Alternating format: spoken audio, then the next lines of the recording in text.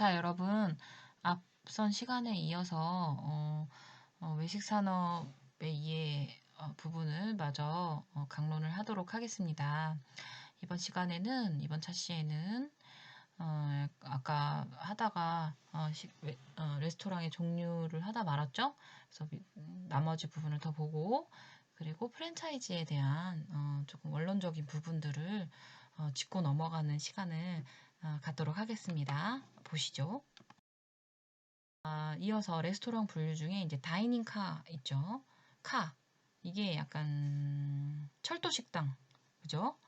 철도 식당, 열차 식당 이런 것들이 있는데 요즘에 이제 이런 거를 일부러 개발을 해가지고 제가 보니까 그 기차 저희 어머니 아버지가 갔다 오셨는데 2박 3일 동안 기차를 타고 다녀요. 그러면서 거기서 이제 계속 식음료를 계속 제공을 하고 중간중간 내려서 관광을 하고 이렇게 다시 철도로 오셔서 숙식을 하시는 거예요. 근데 너무 재밌으셨대요.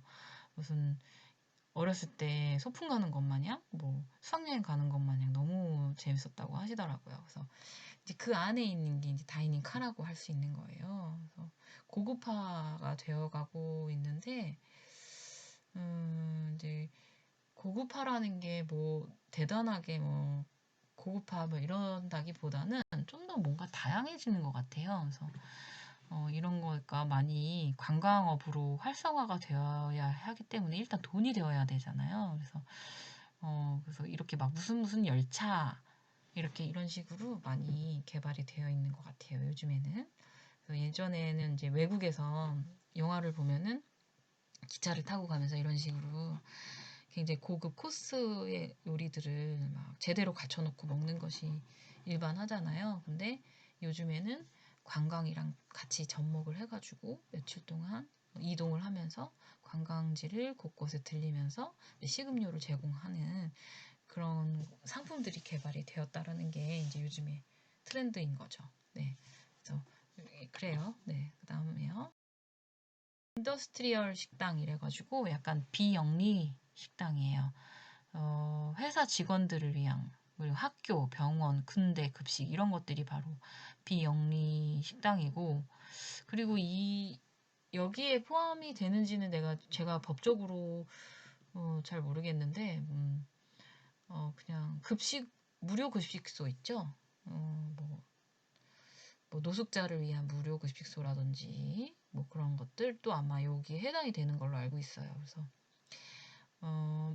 많은 인원을 수용할 수 있어요, 한 번에. 그리고 셀프 서비스 형식이기도 한데 아니기도 해요. 셀프 서비스 형식이 아닐 때도 있어요.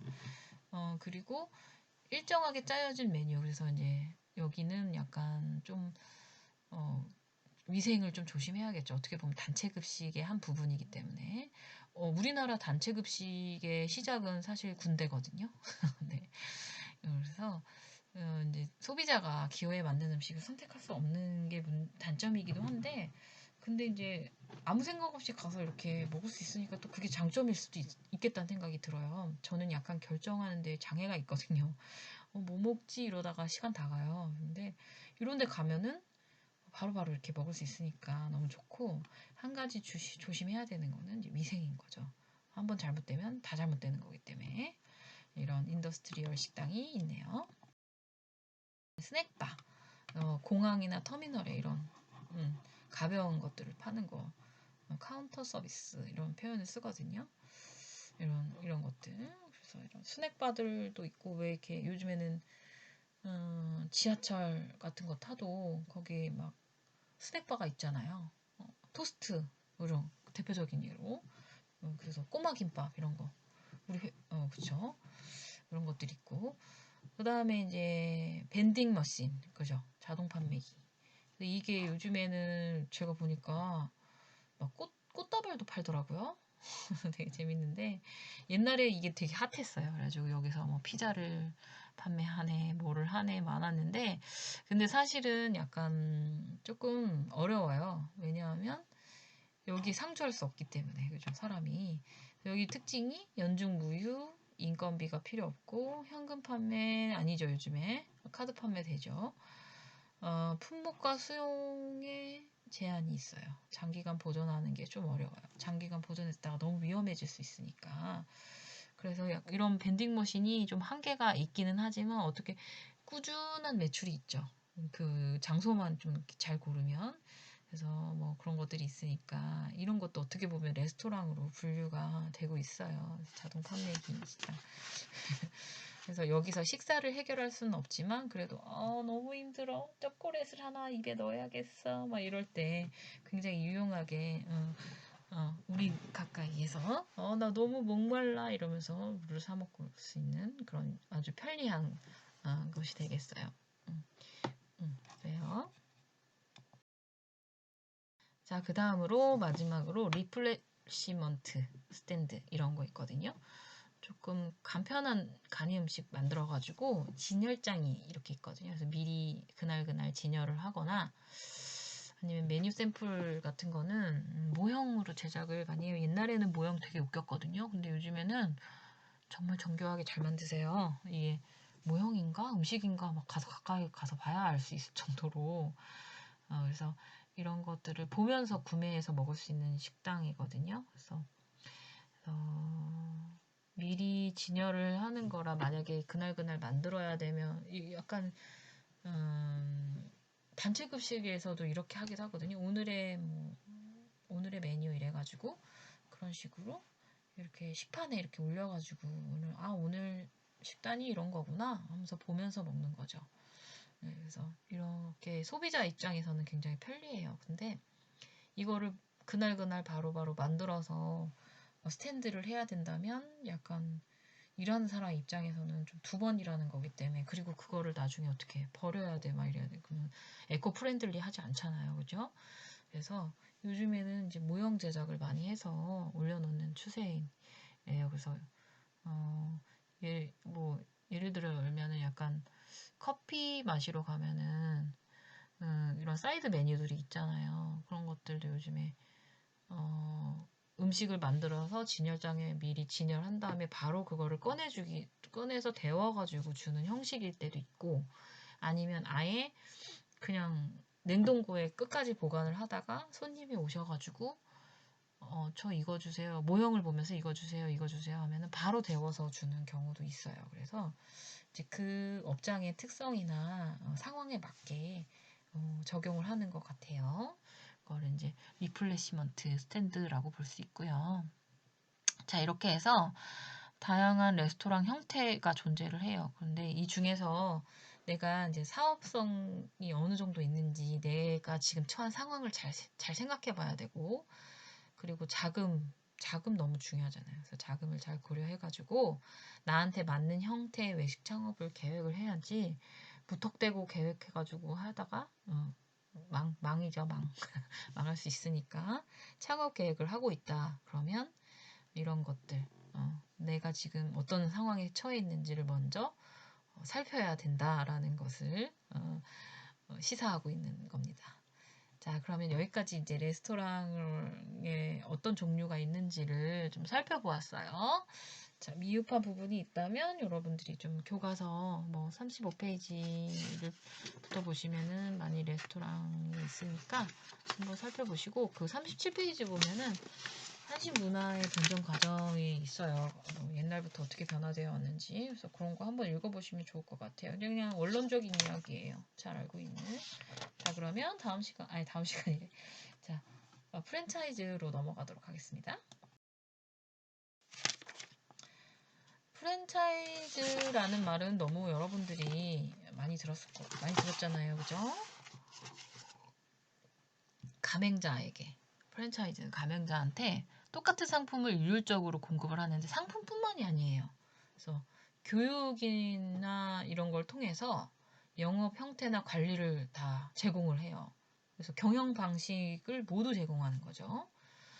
그리고 여기 보시면 이것뿐만이 아니라 식자재 이런 것도 다 제공하기도 하죠. 그래서 조금 장점이나 단점일 수 있어요. 프랜차이즈가. 그래서 여러분 사실은 이 프랜차이즈에 대한 게 한 학기 수업이에요. 그래서 제가 프랜차이즈 과목을 따로 한 학기를 들었었거든요. 그래서 굉장히 방대해요. 근데 진짜 기본적인 원론적인 것만 이번 시간에 다루고 있어요. 그래서 프랜차이즈에 대한 여러 가지는 사실은 요즘에 뭐 연구되어지고 있는 연구 과제라든지 논문 같은 것들을 좀 잘 살펴볼 필요가 있거든요. 왜냐하면 프랜차이즈 자체가 굉장히 시대와 흐름에 영향을 많이 받기 때문에 좀 보셔야 되는 부분이 있고요. 어쨌거나 저쨌거나 프랜차이즈의 개념은 가맹자에게 똑같은 상품을 일률적으로 공급, 교육, 영업 형태, 관리 등의 경영 방식을 제공하는 사업 형태를 프랜차이즈라고 할 수 있죠.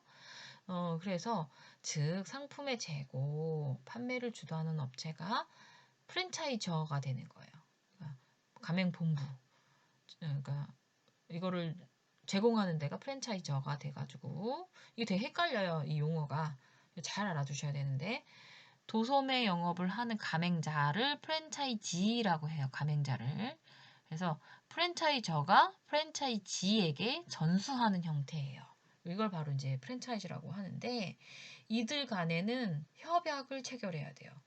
사업 공동체이기 때문에 이게 돈이 왔다 갔다 하는 거고 이게 내 뭐라 그래서 내 목줄이 왔다 갔다 하는 거잖아요. 이게 굉장히 중요하죠. 그렇기 때문에 아주 신중하게 서로 협약을 해야 되고 법적으로 잘 따져가지고 하지 않으면 나중에 이제 법리 문제에 굉장히 휩싸이게 되잖아요. 여러분들 그런 거 많이 보셨죠?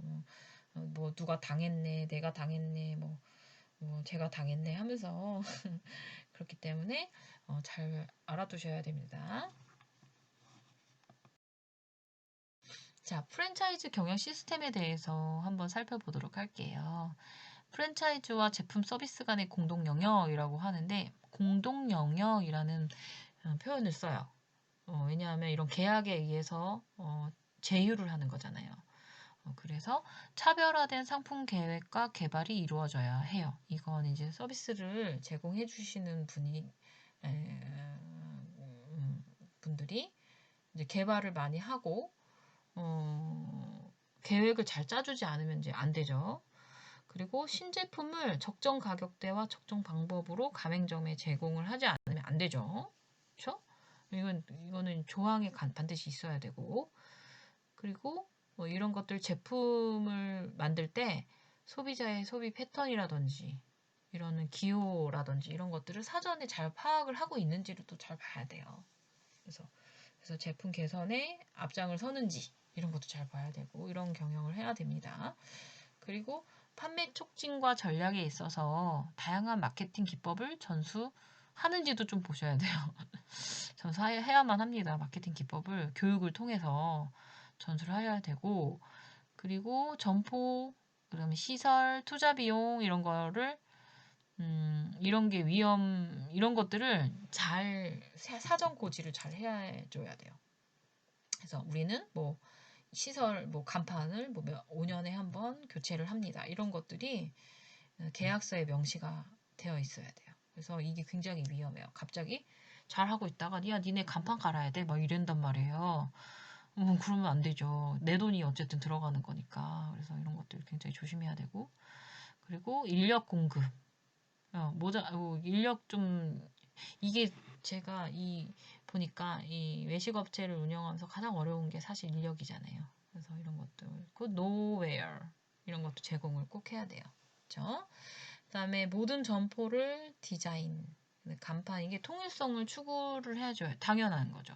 왜냐하면 프랜차이즈를 사람들이 신뢰하고 이것을 소비하는 이유는 내가 먹어봤던 기억이 있고 저곳에 가면 똑같은 메뉴에 똑같은 맛을 볼 수 있을 거야 라는 그런 신뢰가 있어요. 그렇기 때문에 그 신뢰에 부응할 수 있도록 통일성을 굉장히 추구를 해야 해요. 그래서 그런 것도 있어요. 약간 프랜차이즈 본사에서 이렇게 제공하는 거 말고 나는 이 가맹점에서 나는 좀 특이하게 나는 이걸 더 넣어서 해볼까? 이러면 굉장히 위험해지는 거예요.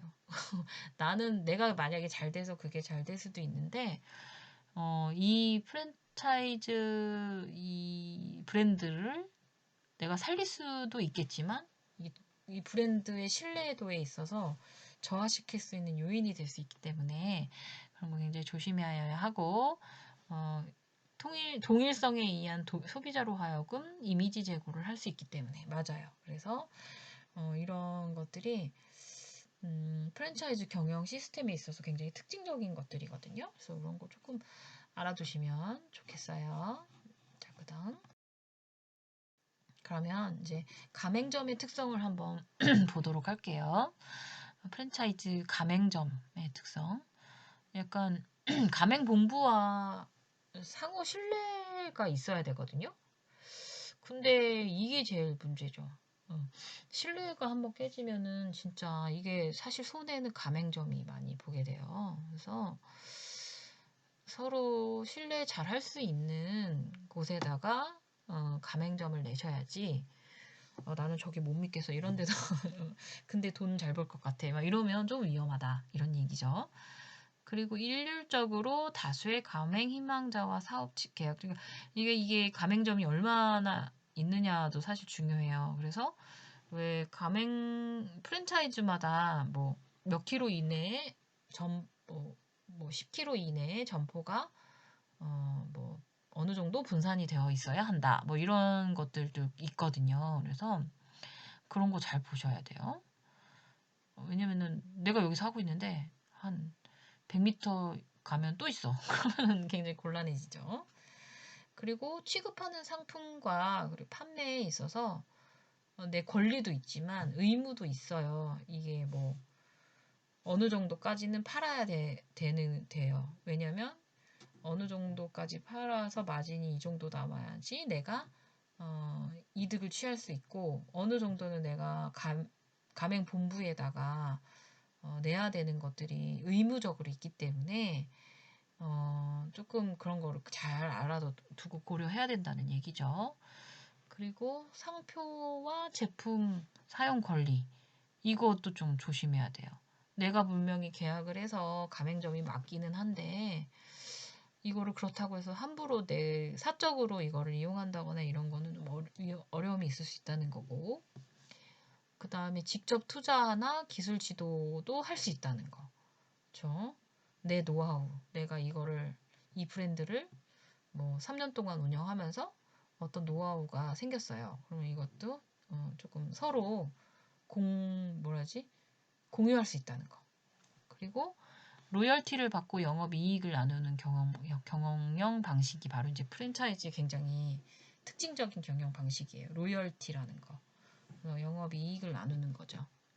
서로 윈윈하는 거예요. 네, 그래서 이런 경영 시스템의 특징이 있다는 거 알아보았습니다. 그래서 프랜차이즈 선택할 때 유의사항이 있죠. 그래서 우리 책의 39페이지에 남아 있는데 본부의 재정을 정말 잘 봐야 돼요. 이게 코스닥 상장이 돼 있는지 나스닥 상장이 돼 있는지 이런 거 굉장히 중요하고 주가가 이게 어떻게 잘 올라가고 있는지 이런 거 되게 중요하고요. 또 중요한 게 있어요. 약간 이 체인점 본부를 가지고 있는 리더의 약간 윤리적인 윤리의식 이런 거 정말 중요해요. 왜냐하면은 그 사람의 윤리 이슈화 되면 이게 굉장히 내 매출에 진짜 큰 영향을 미쳐요. 그래서 이 프랜차이즈를 경영할 때 이거를 운영하는 본부 혹은 저 회장의 재정 상태나 윤리의식, 운영 상태 이런 거 정말 꼼꼼하게 잘 보셔야 돼요. 이게 무엇보다 중요하거든요.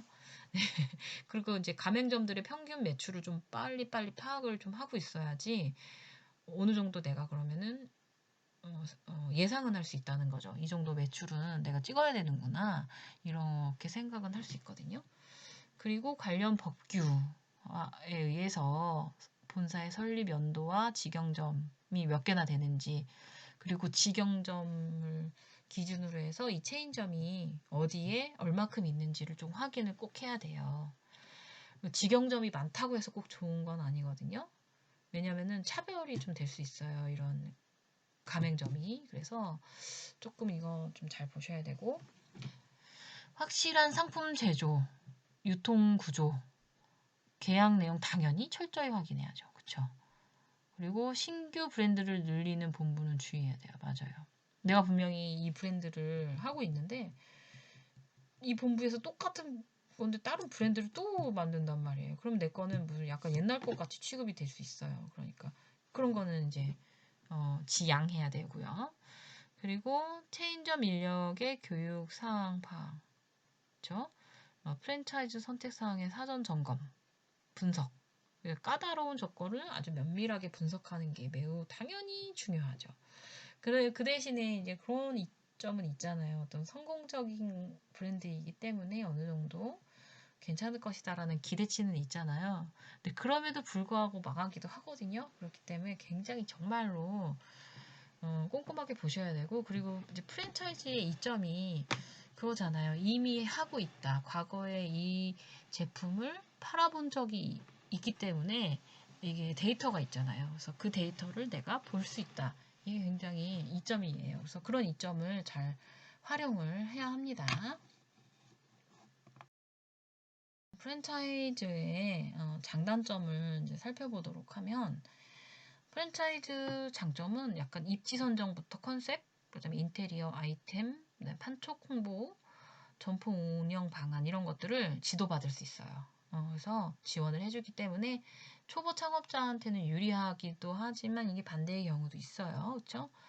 그래서 이런 장점이 있고, 그리고 단독 점포에 비해서 실패 확률이 적긴 해요. 그렇지만 이거는 어디까지나 확률에 이해한다는 거.